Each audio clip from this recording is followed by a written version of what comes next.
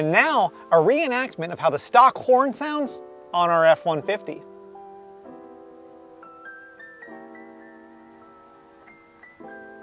Silent horn mod that only dogs can hear. And now you're probably thinking to yourself, Matt, why are you the way that you are? Okay, Dad. And secondly, why are you buying these crappy train horn kits? Well, let me tell you, a real train horn kit, well, that costs money. We're not about that. Secondly, I live in a state that's got communist tendencies and requires vehicle inspections. Now, these little train horn kits are about as far as you can go into the area of sexual tension before they, cut you off and say, hey, you can't have that. But now here's your Uncle Daddy Matt tip number 69. Well, you can install these, but not actually make them your main horn. Put them on a separate little switch somewhere hidden in your interior, so you have your regular horn, so when you hit it, it goes off, but then you can hit these when you really need to get that old lady out of your way. That's how you can circumvent all this, but I just wanted to use these as my regular horn, which is also why I chose the dual horn version.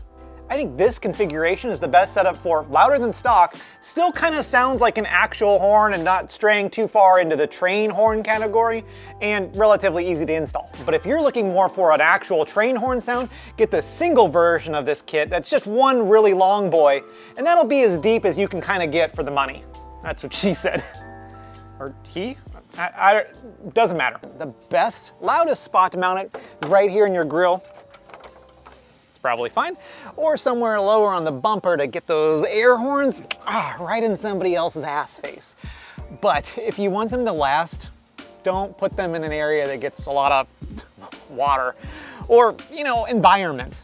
So I'm gonna put them in the engine bay. I know what you're thinking, Matt, that's hot, but not in a way that's sexually charged. From previous experience with these kits, I know they just seem to last longer when they're not exposed to corrosion.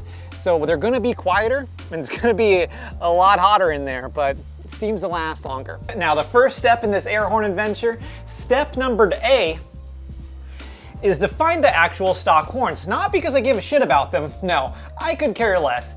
But I need their trigger wire, which is this little yellow wire doodad, which I'm gonna connect to the relay to run the compressor of our air horns.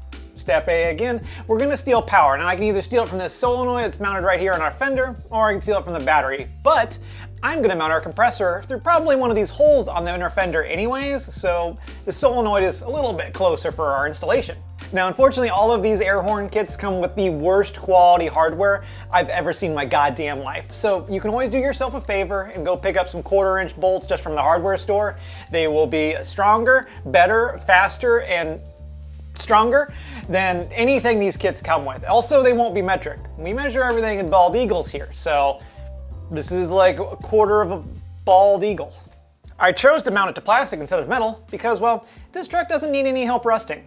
And in true testament to terrible Chinese design, as you can see, there's not enough space for the head of a ratcheting wrench to get in there, and you see what happens when you try to put a socket on it.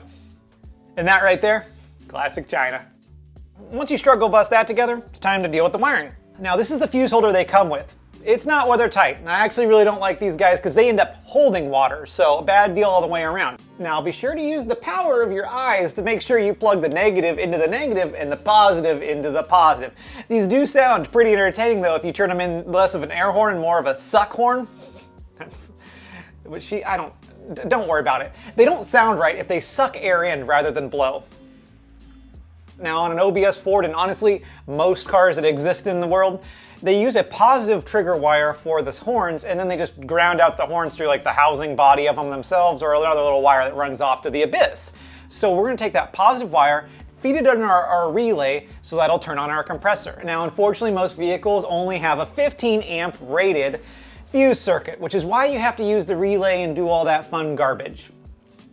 I will say, that being kind of a piece of shit myself, I have just slammed a 20 amp fuse on older vehicles and it's worked just fine. Hasn't burned anybody down except for that couple.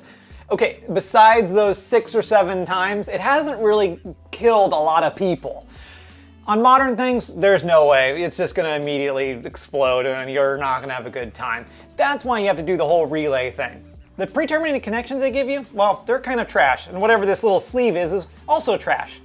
I've swapped it to crimp and adhesive heat shrink connectors, which are also kind of trash, but less trashy.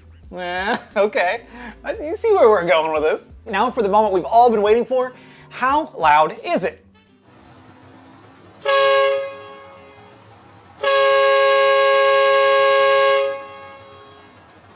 So how'd it do? Well, we got 111.9 decibels, and if you round up, like most men do, that equals 112. So that's at least the national average. Now, the only issue I have noticed in the last couple months is that whenever I go over a bump, I was hearing an extra vibration.